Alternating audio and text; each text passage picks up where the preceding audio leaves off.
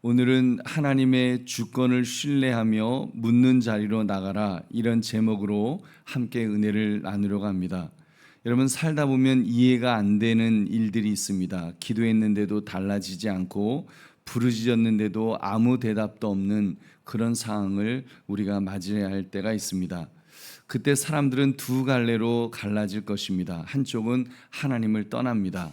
아니, 하나님이 계시다면 어떻게 이런 일이 계속 이렇게 일어날 수가 있느냐, 하나님이 안 계신다, 내가 기도했는데 왜 응답이 없냐, 이렇게 냉소로 흘러갈 수가 있고, 근데 또 한쪽은 도리어 하나님께 더 가까이 가게 됩니다. 이해되지 않기 때문에 더 묻고 더 부르짖는 것, 그것이 믿음의 사람의 모습인 줄로 믿습니다. 여러분, 오늘부터 우리가 하박국서를 우리가 함께 살필 것입니다. 여러분, 하박국은 요시야 왕의 그 종교 개혁이 끝나고 이제 여호야김 시대 때, 그때 유다가 아주 극도로 타락에 빠져갖고 할 때, 그 타락에 빠졌을 때 이제 바벨론에 의해서 멸망을 당하게 되죠. 그때 바벨론 멸망 한 20년 전에 그때 활동했던 그 선지자입니다. 한 609년에서 605년, 그리고 이제 나라가 이제 무너진 것은 그 이제 BC 기원전은 거꾸로 숫자를 거꾸로 세기 때문에 605년에서 586년으로 이렇게 그 586년에 이제 유다 나라가 멸망을 하게 됩니다. 바로 그때 하박국 선지자가 그때 활동했던 선지자였습니다. 그는 악을 보았습니다. 그리고 강포를 보았습니다. 정의가 굳게 행하여지는 그런 현실을 보면서 너무 안타까워서, 하나님, 이 유다 나라가 이렇게 타락을 하는데 하나님 어떻게 해요 했던 그런 선지자였습니다. 그러나 그 무거운 현실을 들고 이 하박국 선지자는 사람에게 분노한 것이 아니라 하나님께 나아가는 그 모습을 우리에게 보여주는 것입니다. 그래서 오늘 말씀, 하나님의 주권을 신뢰하며 묻는 자리로 나가라, 하나님의 주권을 신뢰하며 묻는 자리로 나가라, 이 제목을 가지고 이해되지 않는 현실 속에서도 하나님을 신뢰하는 법을 묵상하시는 이 새벽 되시기를 주님의 이름으로 축원합니다.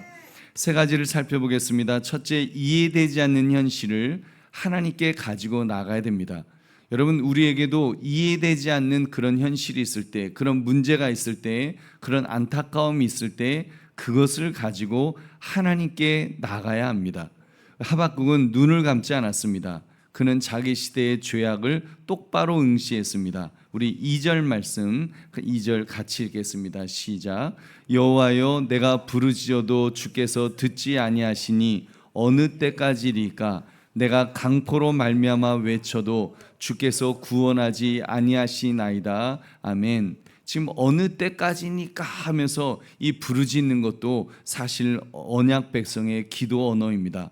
또 하나님을 믿기 때문에 이렇게 터져 나오는 질문을 하는 것입니다.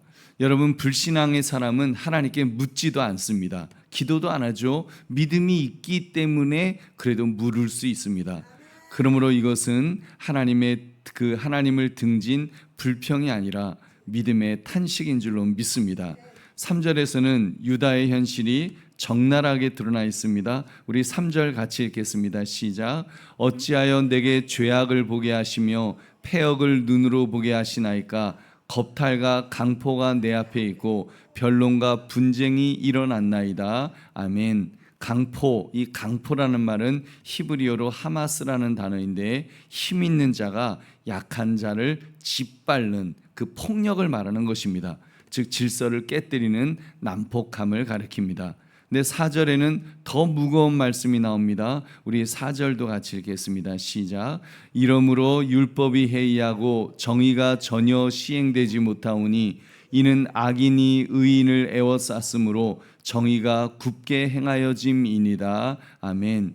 율법이 해이하다. 여러분, 이 말 율법이 해이하다는 것은 율법이 마비되었다, 기능을 잃었다는 뜻입니다.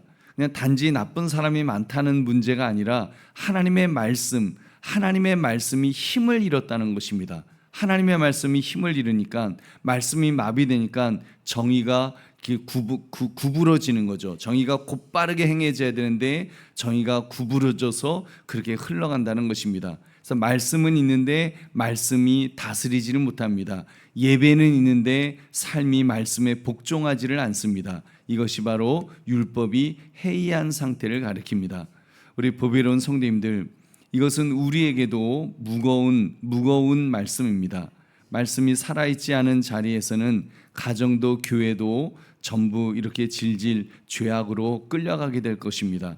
그러나 하박국은 무너진 현실을 보면서 비웃거나 포기하지 않고 이렇게 막 시대를 욕할 수 있죠. 근데 그러지 않고 그 아픔을 들고 하나님 앞으로 나아갔습니다.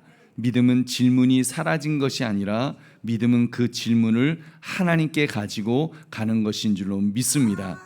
그러므로 풀리지 않는 현실을 만났을 때 냉소의 자리가 아니라 기도의 자리로 나아가시기를 주님의 이름으로 축원합니다. 두 번째로 침묵처럼 보이는 시간에도 하나님은 주권으로 일하십니다. 그러니까 침묵처럼 하나님이 아무것도 안 하시나 하는 그런 순간에도 하나님은 주권적으로 일을 하신다는 말입니다. 여러분, 하박국이 기도의 자리로 나가면서도 하나님이 듣지 않으신다고 느꼈을 것입니다. 근데 하나님의 대답은 전혀 뜻밖이었습니다. 우리 5절 말씀 같이 읽겠습니다. 시작. 여호와께서 이르시되 너희는 여러 나라를 보고 또 보고 놀라고 또 놀랄지어다. 너희가 생전에 내가 한 가지 일을 행할 것이라. 누가 너희에게 말할지라도 너희가 믿지 아니하리라. 아멘. 하박국은 왜 듣지 않으십니까? 라고 물었는데 하나님은 내가 이미 일하고 있다, 지금 그런 대답을 하신 것입니다. 그러니까 하나님은 침묵하신 것이 아니었습니다. 이미 일하고 계셨습니다. 다만 그 방식이 하박국이 기대한 방식이 아니었을 뿐입니다. 여러분, 그 일하심의 내용을 보면 더 충격적입니다. 우리 6절 말씀 같이 읽겠습니다. 시작. 보라, 내가 사납고 성급한 백성 곧 땅이 넓은 곳으로 다니며 자기의 소유가 아닌 거처들을 점령하는 갈대아 사람을 일으켰나니. 아멘. 여러분, 하박국은 유다의 악을 고쳐달라고 막 부르짖었습니다. 하나님, 이 세상에 우리나라에 악이 너무 많습니다. 이 악을 좀 물리쳐 주십시오. 해결해 주십시오. 막 그랬습니다. 그런데 하나님은 유다보다 더 포악한 갈대아 사람들, 아주 악명이 높았던 이 갈대아 사람들, 바벨론을 일으키겠다, 이렇게 말씀하신 것입니다. 여러분, 우리가 여기서 잠깐 조심해야 될 것이 있는데, 하나님이 갈대아 사람들을 쓰신다는 말은 갈대아 사람들의 폭력을 옳다 하신다는 뜻이 아닙니다. 악한 도구를 섭리 가운데 들어 쓰신다고 해서 그 도구의 죄가 사라지는 것이 아니기 때문입니다. 여러분, 기억하십시오. 하나님의 주권은 결코 악을 면죄부로, 그 악의 면죄부가 아닙니다. 하나님의 섭리는 인간의 책임을 지워버리지 않습니다. 하나님은 바벨론을 쓰시지만 바벨론도 심판하실 줄로 믿습니다. 보배로운 성도님들, 하나님이 어찌됐건 하나님이 이렇게 내 방식대로 일하지 않으신다고 해서 여러분, 일하지 않는 것이 아님을 알 수 있습니다. 내 눈에 잠잠해 보이는 시간이 곧 하나님이 안 계시는 그런 시간이 아니었습니다. 여러분, 우리가 이것을, 하나님은 분명히 지금 바벨론 사람들을 통해서 그 유다 나라를 어떻게 하실지를 지금 일하고 계셨습니다. 보십시오. 여러분, 부모가 자녀를 위해서 밤새 무릎으로 기도해도 자녀는 그 기도를 모를 때가 있지 않습니까? 그러나 그 기도가 헛되지 않듯이 하나님의 일하심은 여러분, 우리 눈에 보이지 않는 자리에서도 이미 진행되는 줄 믿으시기 바랍니다. 여러분, 우리가 바벨론을 하나님이 준비하셨다, 일으키셨다라고 말하지만 여러분, 무슨 나라가 무슨 찐빵도 아니고 이렇게 하루 아침에 찐빵처럼 쪄갖고 나오는 게 아니지 않습니까? 시간을 두고, 하나님은 시간을 초월하시는 분이시니까 그 하나님은 전체 시간 속에서 이미 그 모든 것들을 하나하나, 그런 바벨론이라고 하는 악한 민족까지도 하나님은 미리 준비하시는 분이신 줄 믿으시기 바랍니다. 그러므로 응답이 더딘 것 같은 순간에도 하나님의 손길은 우리가 신뢰할 수 있다는 것을 다시 한번 믿으시기를 주님의 이름으로 축원합니다. 세 번째로, 무너지는 힘을 의지하지 말고 하나님을 신뢰해야 합니다. 여러분, 그 무너지는 힘을 의지하는 것이 아니라 우리는 하나님만을 신뢰하는 사람들이죠. 여러분 7절부터 보면 갈대아 사람들의 그 무서움이 아주 잘 묘사되어 있습니다. 우리 7절 8절 말씀 같이 읽겠습니다. 시작. 그들은 두렵고 무서우며 당당함과 위엄이 자기들에게서 나오며 그들의 군마는 표범보다 빠르고 저녁 이리보다 사나우며 그들의 마병은 먼 곳에서부터 빨리 달려오는 마병이라 마치 먹이를 움키려 하는 독수리의 나름과 같으니라. 아멘. 여러분 그들은 두렵고 무섭다 그랬습니다. 그들의 군마는 표범보다 빠르고 먹이를 움키는 그 독수리처럼 콱 하고 달려든다는 것입니다. 왕들을 멸시하고 견고한 성들을 봐도 저까지 성들 하면서 비웃는다고 말했습니다. 이 모든 묘사가 마침내 한 구절로 모입니다. 11절 말씀 같이 읽겠습니다. 시작. 그들은 자기들의 힘을 자기들의 신으로 삼는 자들이라 이에 바람같이 급히 몰아 지나치게 행하여 범죄하리라. 아멘. 여러분 이것이 바벨론의 그 본질입니다. 힘이 곧 신입니다. 그 옛날 그런 분들이 있었죠. 그 하나님을 믿는 내 주먹을 믿어라. 바로 이 민족이 그런 민족이었습니다. 이들은 강하면 옳다고 여겼습니다. 이기면 정의라고 여겼고 점령하면 다 자기 것이라고 여겼습니다. 그러니까 내 것도 내 것, 네 것도 내 것. 그냥 무조건 힘으로 점령해서 다 자기 거라고 주장했던 그런 민족입니다. 보십시오. 세상은 지금도 사실 바벨론 욕할 것이 없는 게 지금도 힘을 숭배합니다. 여러분 돈의 힘을 숭배하고 권력의 힘을 숭배하고 숫자의 힘을 숭배하고 여론의 힘을 숭배하고 그것들을 신처럼 그렇게 붙들고 살아갑니다. 정치인들은 무슨 여론을 그 하나님처럼 모시고 살지 않습니까? 그저 여론. 그저 표, 그저 자기들 표 많이 받는 거 그것만 하죠. 지금 중국과 그 미국과의 그런 어떤 그런 경제적인 싸움을 한번 보십시오. 얼마나 그 돈의 힘이 어마어마합니까? 거기다가 러시아, 이란 정말 모든 것들이 다 힘으로 지배됩니다. 그러나 여러분 하나님은 그들을 한마디로 평가하십니다. 범죄하리라. 그것 죄 짓는 것이라는 겁니다. 즉 갈대아 사람들은 하나님의 도구는 될 수 있어도 하나님의 백성은 아니었습니다. 역사의 무대에서 강해 보일 수는 있어도 하나님의 법정에서는 유죄였습니다. 그들도 이제 벌을 받아야 됩니다. 여러분 세상의 힘은 원래 그런 것입니다. 그렇기 때문에 하나님은 그 갈대아 사람들도 그냥 두지 않으십니다. 바로 다음 장에서 하나님은 그 교만을 이렇게 진단하시고 참된 의인의 길을 보이십니다. 하박국 2장 4절을 보니까 보라 그의 마음은 교만하며 그 속에서 정직하지 못하나 의인은 그의 믿음으로 말미암아 살리라. 아멘. 우리 보배로운 성도님들 여기에 두 길이 갈립니다. 자기 힘을 신으로 삼는 자는 교만하여 결국 무너질 것입니다. 그러나 의인은 그의 믿음으로 말미암아 산다는 말입니다. 여러분 의인은 믿음으로 말미암아 살지만 자기 힘을 의지하는 자들, 여러분 결국 이 바벨론 이 나라가 결국은 저쪽 지금으로 말하면 그 이란 쪽 이란을 중심으로 한 고대 근동의 그쪽 지역인데 얼마나 힘들게 살고 있습니까? 여러분 이 말씀은 옛날 바벨론 이야기로 사실 끝나지 않습니다. 오늘 우리에게 그대로 적용될 것입니다.